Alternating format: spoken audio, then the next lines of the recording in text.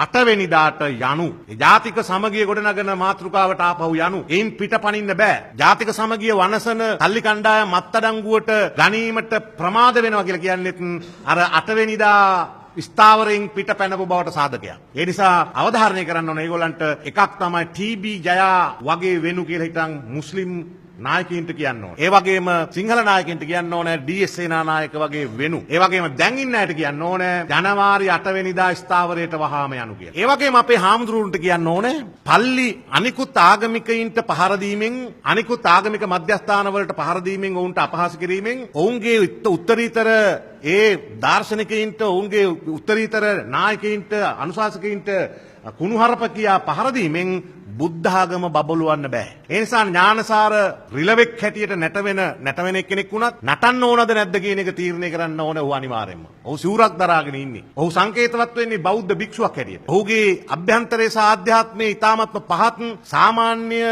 තිසරණවත් අනුගමනය නොකරන මිනිහෙකුගේ මට්ටමටවත් නැති බව අපි කවුරුත් දන්නවා සත්සුදක්සේ. නමුත් ඔහුට වගකීමක් තිබෙනවා. ඔහුට අපි අවධාරණය කරනවා ඔහු මේ වනසන්නේ බුද්ධ ධර්මය කියලා.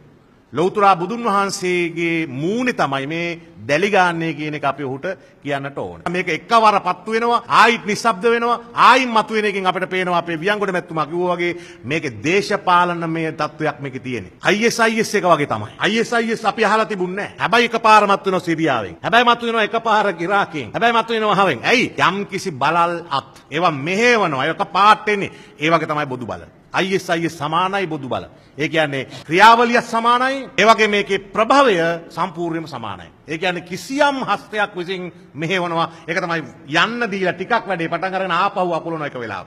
මුස්ලිම් ජනතාව නිසා සිංහල ජනතාවට ඇති වුණු ප්‍රශ්නයක් පදනම් කරගෙන මතුවෙච්ච එකක් නෙමෙයි. එහෙම නැත්නම් ඉස්ලාම් ආගම නිසා බෞද්ධ ආගමට ඇති වුණු වින්හැයියක් නිසා මතුවෙච්ච ප්‍රශ්නයක් නෙමෙයි. එහෙමනම් අපි ඒක විසඳ ගන්න ඕනේ. ඒක ඇත්ත. බෞද්ධකම බුද්ධ ධර්මය බුදුන් වහන්සේට වෙන නිගාව වළක්වා ගැනීමේ දැවැන්තතම වගකීම මහානා හිමිවරුන්ට තියෙනවා. මෙවැනි ජාතියේ මිනිසුන්ව බැඳ දමා අවශ්‍ය කරන කටයුතු සිද්ධ කිරීමේ වගකීම.